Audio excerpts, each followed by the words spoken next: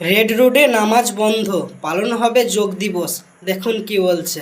Red রোডে নামাজ পড়তে দেওয়া যাবে না, কিন্তু রেড রোডে যোগ দিবস উদযাপন করা হবে, প্রধানমন্ত্রী আসবে, তাই জন্য রেড রোড 7 দিন আগে থেকে বন্ধ করে দেওয়া হচ্ছে। বাহ বাহ, তার মানে সমস্যাটা কি শুধু সংখ্যালঘুদেরকে নিয়ে? এইরকম কথাবার্তা বলতে শোনা যাচ্ছে কিছু মানুষের মুখ থেকে। তো তাদেরকে সর্বপ্রথম আগে বলে রাখি, এই যোগ দিবস কোনো ধার্মিক উৎসব নয়। যেমন ঈদের নামাজ পড়া একটা ধার্মিক উৎসব, কীর্তন করা একটা ধার্মিক উৎসব, এই যোগ দিবস উদযাপন করা এটা কিন্তু কোনো ধার্মিক উৎসব নয়। সকল ধর্মের মানুষ এই যোগ দিবস উদযাপনে অংশগ্রহণ নিতে পারে। পৃথিবীতে 190টিরও বেশি দেশ এই যোগ দিবস উদযাপন করে থাকে, আর এই যোগ দিবসটা পরিবেশে প্রকাশ্যে উদযাপন করা হয়, যাতে সাধারণ মানুষের কাছে একটা সুস্থ পরিবেশের বার্তা পাঠানো হয়। তবে এই বছর আমাদের পশ্চিমবঙ্গের রেড রোডে যোগ দিবস উদযাপনকে ঘিরে কিছু মানুষের মধ্যে অনেক আপত্তি দেখা যাচ্ছে। তবে মাননীয় দিলীপ ঘোষ যে জবাবটা দিয়েছেন, বিশ্বাস করুন এটা শুনে না মনে একটা আলাদাই শান্তি অনুভব হচ্ছে। একবার শুনুন শুধু এটা। প্রশ্নটা ছিল যে নামাজ পড়তে 15 মিনিট লাগে, সেটা দেওয়া হলো না। 15 মিনিটের জন্য কত ঘন্টা আটকানো হতো?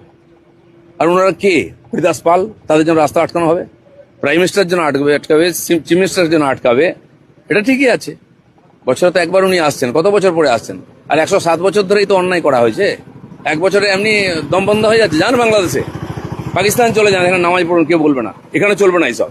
সরকার পাল্টে গেছে, লোক পাল্টে যায়, জন্য এগুলো বন্ধ করবো বলে, আর বন্ধ হবেই, জেনে রাখুন।